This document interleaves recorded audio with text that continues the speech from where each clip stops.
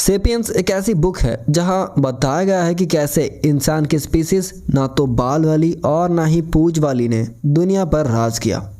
ये बुक आपको बताएगी कि कैसे होमो सेपियंस दुनिया के सबसे पावरफुल प्राणी बन गए। इस बुक का ऑथर युवल नोह हरारी एक इतिहास के प्रोफेसर है जो जेरूसलम में पढ़ाते हैं। उनकी स्पेशलिटी है दुनिया और मिलिट्री की इतिहास। सेपियंस उनकी सबसे मशहूर किताब है जो 60 से ज़्यादा लैंग्वेज में छपी है। पॉइंट, होमो सेपियंस जो पहले के इंसान नहीं थे, उन्होंने वक्त के साथ दूसरे प्राचीन इंसानों की स्पीसीज को बदल दिए। 2.5 मिलियन साल पहले जब इंसान ने पहली बार दुनिया में कदम रखा, हम कुछ खास नहीं थे। हम ना तो विशेष ज्ञान रखते थे और ना ही आज की तरह टेक्नोलॉजी का इस्तेमाल करते थे। उस समय हम एक साधारण जानवर की तरह थे और हमारा प्रकृति पर कोई बड़ा असर नहीं था। हाँ, उस समय हमारे दिमाग बड़े थे, हम सीधे चल सकते थे, उपकरण का इस्तेमाल करते थे और सामाजिक भी थे। लेकिन हम ही ऐसा नहीं थे, दूसरे तरह के इंसान भी थे। लोग सोचते हैं कि होमो सेपियंस सीधे सीधे पहले के इंसान से इवॉल्व हुए हैं, लेकिन असल में होमो सेपियंस के आने का समय कम से कम 6 और इंसान के स्पीसीज भी थे। छोटे कद के होमो फ्लोरेसियंसिस थे जो हाथी के शिकार कर सकते थे। साइबेरिया के होमो डेनिसोवा भी थे जिनके बारे में 2010 में पता चला। और सबसे प्रसिद्ध होमो निएंडरथैलेंसिस भी थे। होमो सेपियंस को वाइस मैन कहा जाता है, लेकिन हम ही अकेला चतुर प्राणी नहीं थे। निएंडरथैलर्स भी मैमोथ्स का शिकार करते थे और उनके दिमाग भी बड़े थे। तो अगर हम पहले इतने खास नहीं थे तो हम कैसे दुनिया भर में फैल गए और दूसरे इंसान के स्पीसीज कैसे विलुप्त हो गए? विस्तार में कहे तो हमारे सभी कजिन्स का क्या हुआ? इसका जवाब 2 थ्योरीज देती है। एक कहता है कि होमो सेपियंस ने दूसरे इंसान की स्पीसीज के साथ मिलकर बच्चे पैदा किए, जैसे कि होमो निएंडरथैलिस के साथ। इसका सबूत है कि आज के यूरोपियंस के डीएनए में निएंडरथैल के जीन्स हैं। लेकिन कुछ लोग कहते हैं कि ये शायद ही मुमकिन था क्योंकि दोनों अलग स्पीसीज थे। दूसरी थ्योरी कहता है कि होमो सेपियंस ने अपनी बेहतर खुशालता और टेक्नोलॉजी से दूसरे इंसान के स्पीसीज को ख़त्म कर दिया, या तो उनके खाने की चीज़ें छीन ली या उन्हें मार दिया। और अगर ये सच है तो ये दिखाता है कि हम अभी भी दूसरे इंसान को उनके रिसोर्सेस और फ़र्क के लिए मारने का रुझान रखते हैं। तो असली क्या है? क्या हमने मिलकर एक परिवार बनाया या हमने अपने कजिन्स को ख़त्म कर दिया? अभी तक इसका सही जवाब नहीं मिला है और नए सबूत आते रहते हैं। शायद दोनों थ्योरीज में से कुछ सच्चाई हो। अगली बार हम देखेंगे कि होमो सेपियंस के पास क्या छोटे छोटे फ़ायदे थे जो उन्हें दुनिया पर राज करने में मदद किया।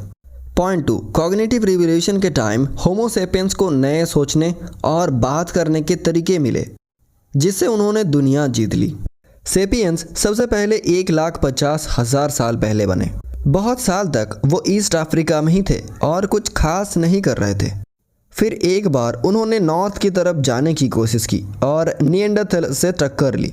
सेपियंस हार गए और वापस चले गए और निएंडरथैलर्स ने मिडिल ईस्ट पर 30,000 साल तक राज किया।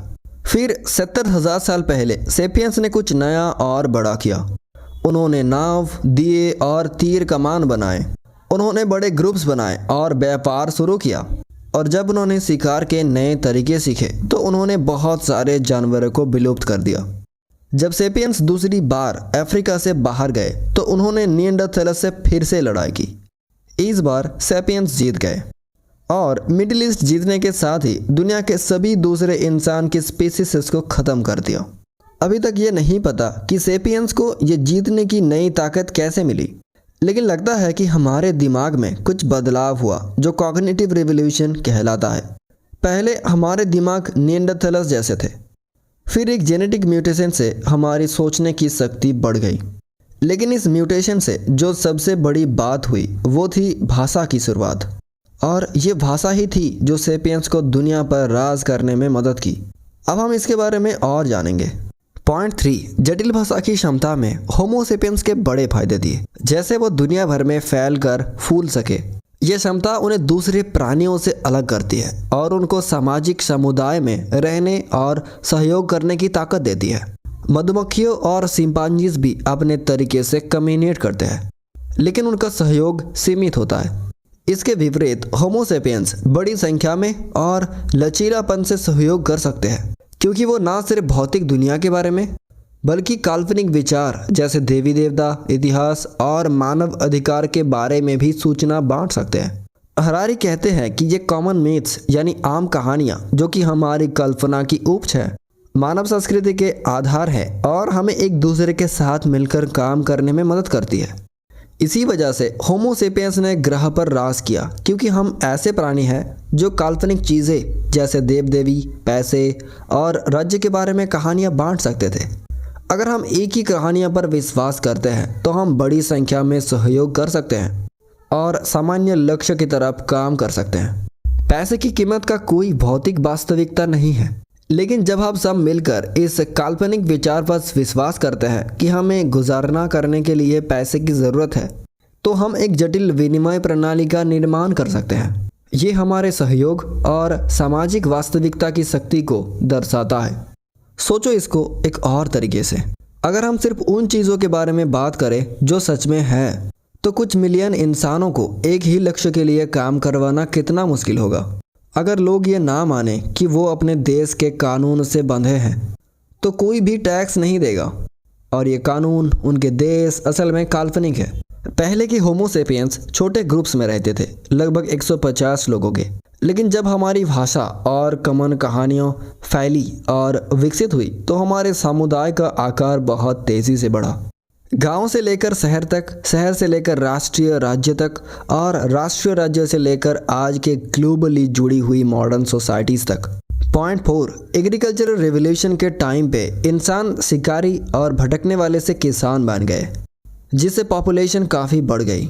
पॉइंट 4 में हम बात कर रहे हैं एग्रीकल्चरल रेवोल्यूशन की और कैसे हमने शिकार और भटकने वाली लाइफस्टाइल को छोड़ के खेती शुरू की। ज़्यादातर होमोसेपियंस अपने इतिहास में घूम घूम के शिकार करते थे और पेड़ पौधों से खाना इकट्ठा करते थे। वो एक जगह बसने के बजाय जहाँ खाना मिलता था वहाँ चले जाते थे। लेकिन लगभग 12,000 साल पहले सब कुछ बदल गया। एग्रीकल्चरल रेवोल्यूशन उस समय का नाम है जब होमोसेपियंस ने सिर्फ शिकार और इकट्ठा करने के बजाय फसल उगाना और जानवरों को पालना शुरू किया। लगभग 10,000 साल के अंदर लगभग सारे इंसान खेती में बस गए और एक क्रांतिकारी बदलाव लाए। और ये थोड़ा हैरान करने वाला भी था। आज खेती को आम माना जाता है, लेकिन समझना मुश्किल है कि हमारे पूर्वजों ने शिकार और भटकने वाली लाइफस्टाइल क्यों छोड़ा। एक तो मेहनत के हिसाब से खेती का काम ज़्यादा और थकान वाला होता है। जहाँ एक शिकारी गैदरर को खाना इकट्ठा करने में सिर्फ 4 घंटे लगते थे, वही एक किसान को सुबह से शाम तक खेत में काम करना पड़ता है। फिर खाने की क्वालिटी का सवाल है। शुरुआती खेती में हमारे पूर्वजों को सिर्फ सीरियल्स जैसे गेहूं मिलते थे, जो पचाने में मुश्किल और विटामिन कम होते थे। इसका कंपेयर करो शिकारी गैदरर के खाने से, जिसमें मांस, नट्स, फल और मछली की वैरायटी होता था। तो आखिर हमने ज़्यादा घंटे काम करके भी बेहतर खाना क्यों नहीं खाया? इसके पीछे 2 वजह है। पहली, खेती में बदलाव धीरे धीरे और क्रमिक रूप से हुआ। हर पीढ़ी के साथ यह प्रक्रिया समाज में और गहरी हो गई, और जब तक हमें एहसास हुआ कि खेती के कई नुकसान हैं, वापस लौटना मुश्किल हो गया। दूसरी, उसके कई दोष होने के बावजूद खेती का एक बड़ा फ़ायदा भी हुआ। ये एक छोटे से हिस्से में ज़्यादा खाना उपलब्ध कराता था। किसान एक छोटे से टुकड़े ज़मीन पर भी बड़ी मात्रा में खाद्य पौधे उगा सकता था, जो खाद्य आपूर्ति में वृद्धि करके मानव समाज को ज़्यादा बड़ी आबादी को पालन पोषण करने में सक्षम बनाता था। और इस तरह होमोसेपियंस की आबादी में विस्फोट हो गया। एग्रीकल्चरल रेवोल्यूशन ने हमें ज़्यादा लोगों को जिंदा रखने की अनुमति दी। हालांकि हालात बेहतर नहीं थे, लेकिन आबादी में इस वृद्धि ने एक समस्या भी पैदा की। इतनी बड़ी संख्या में समाज कैसे संभालेगा? ये आज भी हमारे सामने की चुनौतियां हैं, और आगे की पॉइंट्स में हम यही एक्सप्लोर करेंगे। पॉइंट 5, एग्रीकल्चरल रेवोल्यूशन से पहले ज़िंदगी काफ़ी सिंपल थी। अगर आपके पास मीट कम था तो आप अपने पड़ोसी से एक्स्ट्रा मांग सकते थे। ज़्यादातर समय वो मदद कर देते थे, क्योंकि उन्हें पता होता था कि आगे चल के आप भी उनकी मदद करेंगे। लेकिन जब खेती का विकास हुआ तो ये एहसान का इकोनॉमी वस्तु विनिमय सिस्टम में बदल गया। लेकिन क्यों? क्योंकि खेती की वजह से लोग कम्युनिटी के लिए काफ़ी खाना प्रोड्यूस कर सकते थे। हर समय अगले मील के लिए भागम भाग नहीं करनी पड़ती थी। इसीलिए कुछ लोगों ने नए काम जैसे लोहार और बुनाई शुरू की। खाना पाने के लिए वो अपने बनाए हुए सामान जैसे चाकू या फावड़ा किसानों के साथ बदल लेते थे जो उन्हें ज़रूरत होती थी।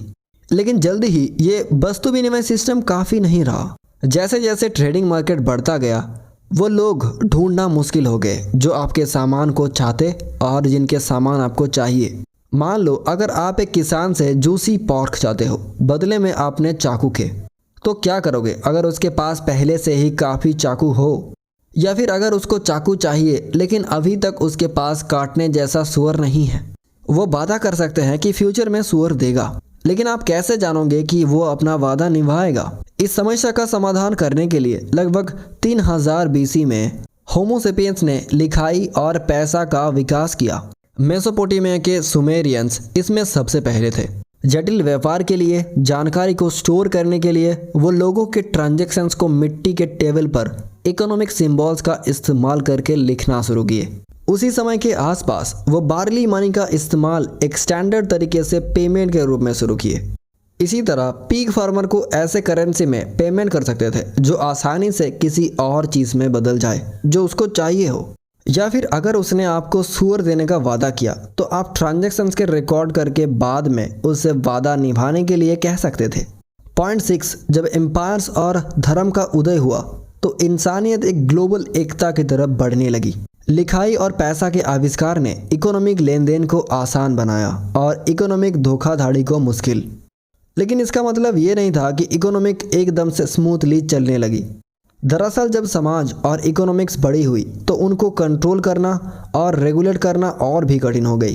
तो इंसान ने इससे बचने के लिए क्या किया? उन्होंने कानून बनाए ताकि लोग कैसे बिहेव करें इसको रेगुलेट कर सके, और अथॉरिटी के सिस्टम्स बनाए ताकि लोग उन कानून को पालन करें। इस तरह से पहली हायरार्कियल सोसाइटीज़ बनी जिसमें एक राजा या सम्राट सब पर शासन करता था। आज हम शायद पुराने समय के राजतंत्र और साम्राज्यों को ऑथोरिटेरियन और कठोर मान सकते हैं, लेकिन ये दिखाना ज़रूरी है कि उन्होंने राजनीति, सामाजिक और इकोनॉमिक स्टेबिलिटी दी थी। उन्होंने प्रभावी प्रशासन भी दी थी जो कानून और रीति रिवाजों को एक समान बनाती थी। एक उदाहरण लेते हैं। 1776 BC में बेबीलोन दुनिया का सबसे बड़ा एम्पायर था जिसमें 1 मिलियन से ज़्यादा लोग रहते थे। उनको प्रभावी तरीके से शासन करने और एक यूनिफॉर्म ऑर्डर प्रोवाइड करने के लिए बेबीलोन का राजा हम्मुराबी ने एक कानून का संग्रह जारी किया जो कोड ऑफ हम्मुराबी के नाम से जाना जाता है। इस कानूनों के कोड ने एम्पायर भर में समाज बनाई कि क्या अलाउड है और क्या नहीं, जैसे चोरी, हत्या और टैक्स से जुड़ी चीज़ें।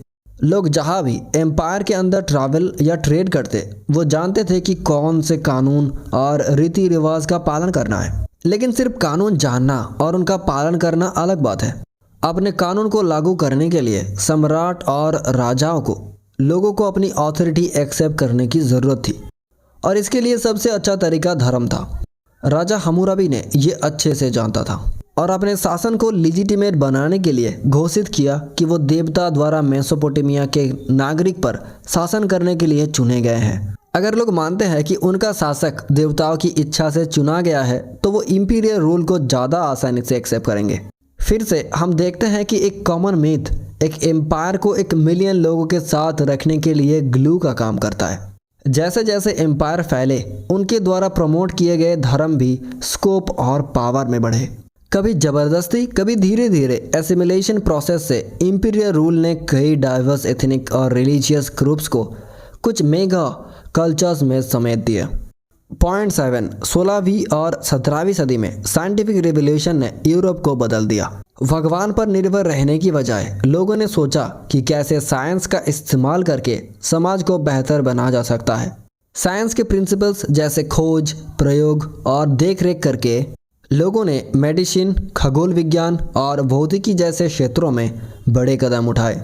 हर एक विकास से समाज को रहने लायक जगह बनाने में मदद मिली। एग्जाम्पल के तौर पे बचपन की मृत्यु के डर को ले लो। पहले अमीर लोग भी अपने 2 या 3 बच्चों को समय से पहले खोने के लिए आम बात थी। आज साइंस की वजह से हर 1000 लोगों में से सिर्फ 1 बच्चा की मृत्यु होती है। साइंस का पीछा करने से ना सिर्फ ह्यूमन हेल्थ का फायदा हुआ, बल्कि यूरोपियन सरकार ने भी देखा कि ये उनकी इकोनॉमिक्स के लिए भी अच्छा है। राजाओं और सम्राटों ने साइंटिस्ट को पैसा दिया नए विचार और संसाधन ढूंढने के लिए जो उनके देश को अमीर बना सके। क्रिस्टोफर कोलंबस का अटलांटिक के अक्रॉस फेमस जर्नी ने 16th सेंचुरी यूरोपियंस के दिमाग में साइंटिफिक मेथड की वैल्यू को मजबूत किया। इस एक्सप्लोरेशन के बदले में राजा को एक विशाल साम्राज्य मिला जो गोल्ड और सिल्वर जैसे कीमती संसाधन से भरा हुआ था, और यह यूरोपियन पावर्स के लिए उनके नक्शे के खाली जगहों को भरने के दौड़ शुरू हुई। शासकों ने समझा कि अगर वो नए विशाल क्षेत्रों को जीतना और कंट्रोल करना चाहते हैं तो पुराने तरीके जैसे क्रिश्चियन स्क्रिप्चर और प्राचीन ओरल ट्रेडिशन का ज़्यादा उपयोग नहीं होगा। इसके बजाय उन्हें नए क्षेत्रों के जियोग्राफी, संस्कृति, भाषा, जलवायु, वनस्पति, जीव जंतु और इतिहास के बारे में भारी मात्रा में साइंटिफिक डेटा चाहिए होगा। यूरोपियन इकोनॉमिक्स ने एक्सप्लोरेशन और साइंटिफिक इनोवेशन की वजह से विकास किया, और ये इंपीरियल विस्तार ने कई देसी तरीके से जीतने वाले लोगों को नष्ट करके पहले अलग अलग दुनिया को एक दूसरे से गहरे तौर पर जोड़ दिया, ग्लोबल साम्राज्य और व्यापारिक नेटवर्क्स स्थापित करके। पॉइंट 8, आज की ग्लोबल सोसाइटी जिसका सेंट्रल बिलीफ कैपिटलिज्म की पावर में है, यूरोपियन इंपीरियलिज्म की देन है। पॉइंट 8 में हम जानेंगे कि कैसे हमारी ग्लोबल सोसाइटी का यह विश्वास यूरोपियन इंपीरियलिज्म की वजह से आया। अब तक हमने देखा कि साइंटिफिक मेथड का इस्तेमाल यूरोपियन गवर्नमेंट्स ने अपने साम्राज्य को बढ़ाने और प्रॉफिट को इंक्रीज करने के लिए किया था, और ये कामयाब भी रहा। 19वीं सदी तक ब्रिटिश एम्पायर ने दुनिया के एक चौथाई हिस्से पर कब्जा कर लिया था।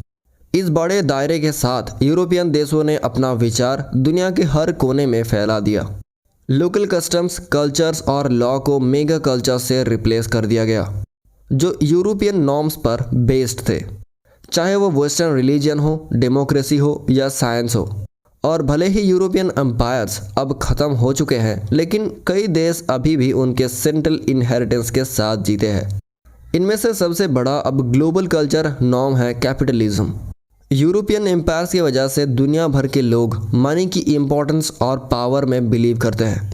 आजकल चाहे वह ब्राज़ील से हो या भूटान से, कनाडा से हो या कोलंबिया से, ज़्यादातर लोग अपनी ज़िंदगी को मनी और मटेरियल पोजीशंस के अराउंड सेंटर करते हैं। हम सब अपनी इनकम्स को मैक्सिमाइज करना चाहते हैं या अपनी वेल्थ को क्लॉथ्स और गैजेट्स के साथ डिस्प्ले करना चाहते हैं। दरअसल साइंस की मदद से ग्लोबल कैपिटलिज्म की पावर और रीच ने कई और ग्लोबल कल्चर्स को इरोड कर दिया है, खास करके रिलीजन को। मॉडर्न साइंस ने कई रिलीजियस प्रिंसिपल्स को डिस्प्रूव किया है। अब ज़्यादातर लोग ये नहीं मानते कि गॉड ने दुनिया को 7 दिन में बनाया। हम अब डार्विन के एवोल्यूशन थ्रू नेचुरल सिलेक्शन के थ्योरी में बिलीव करते हैं। जब रिलीजियन के वैरायटीज़ को क्वेश्चन किया जाता है तो कैपिटलिस्ट आइडियोलॉजी आगे आती है। तो ट्रेडिशनल बिलीफ के बजाय कि आफ्टर लाइफ में हैप्पीनेस की वेट करें, आजकल हम अर्थ पर अपने प्लेजर को मैक्सिमाइज करने पे कंसंट्रेट करते हैं।